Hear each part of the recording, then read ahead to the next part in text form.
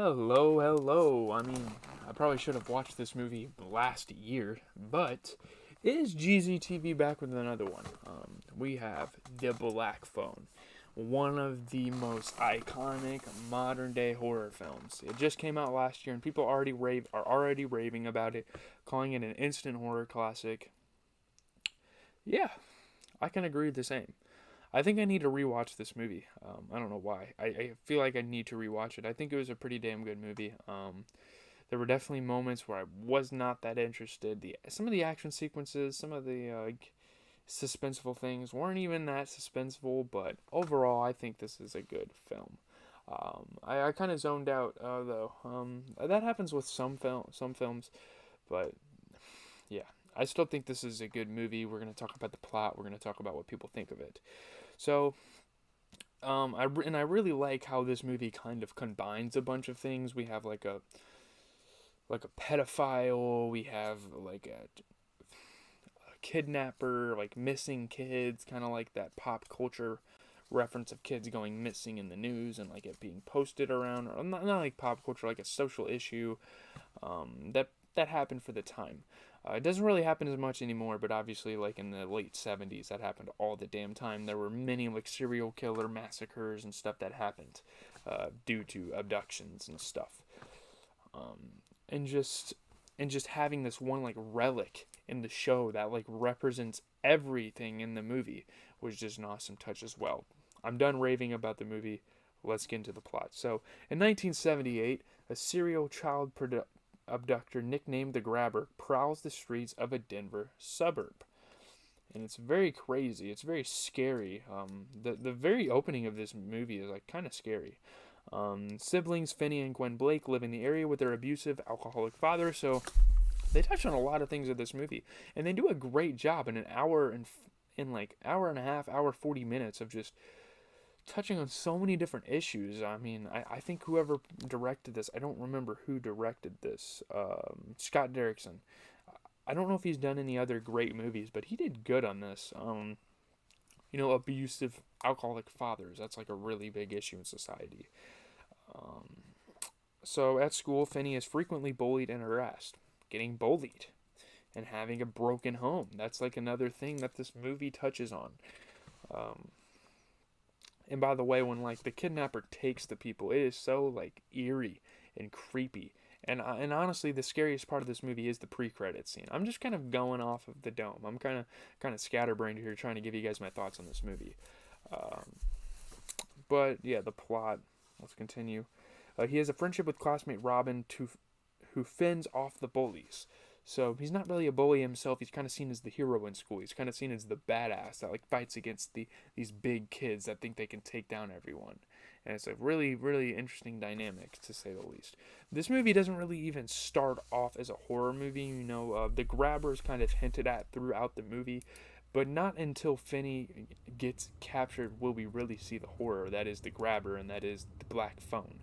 Um, yeah, it's honestly like a drama at the beginning. A boy from another school that Finney knew, Bruce, is abducted by the grabber. So he starts to see people kind of close to him getting abducted. They don't really know who this guy is. They know he pulls up in a van with balloons. It's insane. Like his sister, Gwen, like dreams about it. It's insane. I mean, it's awesome. Honestly, like all the things that are like put in the show, all the concepts. It's fucking awesome, really. So yeah, Gwen, who has psychic dreams, much like your late mother, dreams of Bruce's kidnapping and sees that he was taken by a man in a black van with black balloons. So the more she dreams, the more the nights kind of pass, the more she kind of sees like visions of like, and that clues her in to help find the grabber. And it's just fucking crazy, man. It's crazy shit. It's a crazy movie. Um, it just plays with your mind. It's like, what if this could actually happen? Um, and she almost turns into a criminal because of like these dreams, and holding back from her father and holding back from authorities. So detectives Wright and Miller interview Gwen but struggle to believe her claims. Yeah. The grabber abducts Robin as well as Finney days later. Again, this is where the kind of the horror aspect of the movie starts when Finney gets taken away. Um, Let's see. Finney awakens in a soundproofed basement. The classic basement, the classic killer hiding you in a basement thing. On the wall is a disconnected black rotary phone that the grabber says does not work. We will soon find that is false. And they really do a good job with the cinematography here. They really do a good job at like highlighting it, because it's like really the only thing that's in the room. You have a bed, you have the bathroom around the corner, then you have this phone just like sitting on the wall, and it's like, oh shit, that has to be something. We know the movie's called The Black Phone, so it's like, oh my god, what is going to happen next? It's really cool. It's one of the better modern day horror films I've seen in the last couple of years. It's up there with Candyman, the modern Candyman. I liked both of those movies. So later, Finney hears the phone ring and answers it, so it works. Bruce's ghost, unable to remember his own name or who he was when he was alive, tells Finney about a floor tile he can remove to dig a tunnel to escape. So it's like these people that have died to the handler, most of them are kids. I think all of them are kids, like just about Finney's age. They're kind of cluing him in throughout the movie. They're like, dig this tile. There's a vent you might be able to get out of. You can... And, you know, Robin has a very badass scene of, like, him, like, teaching him to, like, beat him up with the phone and put dirt in it. Kind of teaching him to stand up for himself. Like, Robin's almost like a father figure, and it's a really beautiful thing in the movie. I feel like this movie is, like, centered on bullying, you know, and like, defeating your evils. Yeah. And just going through your hardships with pride. I think that's really what this movie's about, and there's a lot of examples of that. The police search for Finney is unsuccessful. They can't find which house he's at, let alone who did it. The grabber brings Finney's food and leaves the door to the basement unlocked. He leaves the basement unlocked. He's starting to put some trust in Finney, because he's not like breaking out, he's not lashing out or doing anything like that. He like almost wants him to come upstairs. So Finney prepares to sneak out, but is stopped by another guy on the phone named Billy. He explains this is a game that the grabber plays, and he is waiting upstairs to attack Finney with a belt if he leaves the basement. This is most likely how the other victims kind of died in this movie. Well, they don't show them dying, but they died. They got kidnapped and killed. So they show... So pretty much what the grabber does is he lures them upstairs, beats the shit out of them, and pretty much kills them then.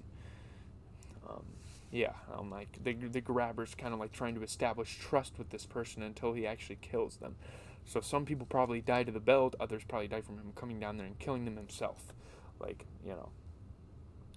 Billy instructs him to use a cord Billy found to get out via the basement window. So I guess the grabber's trying to kind of play tricks on them. He hides something, like help them leave. While climbing, Finney breaks the bars on the window, preventing him from climbing back up, so he's pretty much stuck down there for an unforeseeable future. Gwen dreams of Billy being abducted and confides in her father about what is happening. She's like, finally kind of confronts him about it, and he's like kind of starting to believe her and stuff. He's like, oh shit, what if this is actually happening? We don't have Finney. Like, once this happened to me personally, and once I'm kind of connected to it, I'm starting to believe it now. Kind of that thing. So Wright and Miller speak to an eccentric man called Max, who is staying in the area with his brother. We learn that is the grabber's brother, and that he's getting interrogated by detectives. It is revealed Finney is being held in Max's basement. It's actually his house, which he is unaware of, and the grabber is his brother. So his brother kind of like hanging out with them, and while they're hanging out, you know, he has people in his fucking basement.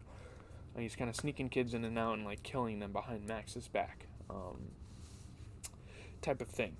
After an agitated exchange with the grabber where he tests Finney's honesty, he makes it seem as if he would have let Finney go, which we know in reality he wouldn't have. This is a relentless guy. And the grabber, man, he might have a future in horror, I'm not going to lie. We might see a sequel, we might see a remake to this, you never know. So Finney speaks to another one of his victims, Griffin, on the phone. So he's kind of learning about all these victims that the grabber had. Griffin shows Finney a combination to a lock and informs him that the grabber has fallen asleep upstairs, and that you must go up there, break the lock open, or like unlock it, that type of thing. Finney sneaks upstairs and unlocks the door, but the grabber's dog alerts him of Finney's escape. Of course, the classic movie trope, the dog waking the person up when you're sneaking around. It happens all the time in movies. Finney flees down the street but is recaptured, tackled on the ground, and I mean, the grabber has enough trust in him that he doesn't kill him right there, and that's probably leads to his ultimate demise. I'm like kind of confused why he didn't kill him there, but obviously Finney's the main character, so I don't really question that too much. Despondent over his failed escape attempt, Finney answers the phone to hear another victim, a punk called Vance, whom Finney was scared of. He was like the school bully, he was like the senior guy that was like picking on the freshmen, that type of thing. Vance informs Finney of a connecting storage room he can escape through if he breaks a hole in the wall and exits through the freezer of the other side of the wall. So, like, again, another hint. Like, hey, you can get out of here. We've kind of discovered these things while we were being locked down there. Finney creates a hole with a toilet tank cover and enters the back of the freezer, only to discover that the freezer door is locked. The phone rings one more time with Robin at the end of the line, one of the more impactful victims that talked to him, one of the better conversations he had on that phone in the movie. It's crazy. This movie's like damn near centered on that phone. Let's see. He comforts Finney and encourages him to finally stand up and fight for himself. You know, kind of the foreshadowing from the bathroom scene. One day you're going to have to stand up and fight for yourself. And that was like beautifully done by Scott Derrickson. I loved it. Like looking back on that, I was like, wow, that's so impactful, you know. Like to have a friend like that. He instructs Finney to remove the phone receiver and pack it with the dirt he had dug up to use as a weapon. Gwen dreams of Vance's abduction and discovers the property of the grabber. So at this point in the film, Gwen is like dreaming, and she finally figures out where the grabber lives and where his brother lives, if you will. She finds the house and contacts Wright and Miller to kind of do an investigation, break into the house. Max realizes Finney is being held in the house and rushes to the basement to free him, but his brother kills him with an axe. So yeah, turns on his own brother to do this. It's kind of crazy. He kills his brother but keeps Finney alive. It's insane. The police rush to the house that Gwen found, but it is empty. In the basement, they find the buried bodies of the grabber's victims. The grabber attacks Finney with the axe, but Finney manages to trip the grabber with the cord, causing him to fall into the tunnel Finney dug, where the grabber breaks and traps his ankle in the window bars placed at the bottom, and, you know, the classic ankle break, the bone snapping sound. Ugh. Yeah. The ghost... Wait, let's see. The ghost taunts the grabber over the phone before Finney breaks his neck with the phone cord, killing him. So yeah, the grabber is killed by Finney. He saves the day. Maybe that makes it a standalone film. I kind of forgot that the actual killer died in the film. Most of the times in like the 80s slashers, you know, the killer didn't die, you know, so that's why they kind of continued this series. But here it might be a standalone. We might see a remake like 10, 20 years down the line. You never know. So Finney distracts the guard dog with meat from the freezer and escapes the house using the combination he learned. Finney exits the house across the street from the gravesites, where he reunites with Gwen, and the police rush to the property. The siblings comfort each other as their father arrives and tearfully apologizes for his treatment. Back at school, a confident Finney sits next to his crush in class, maybe playing on that whole like high school drama trope of like, oh, my crush, like the loser kid that gets bullied wins at the end of the movie, I guess. And it was a beautiful moment, like the father kind of like realizing what he's done and seeing his children go through something that was caused by an outside force and be like, oh my God, I pretty much did that to them. Like, you know, maybe the prison thing in the basement was kind of reminiscent of like what Finney felt when he was at home with his dad, and like him beating his ass, and kind of, you know, like the grabber was like a second father figure seen like by Finney. It kind of reminded him, gave him PTSD. That's really all I have to say about the movie. We're going to talk about Little Nicky, play some Far Cry. Then we will be watching Better Call Saul tonight I'll be watching Better Call Saul with my dad.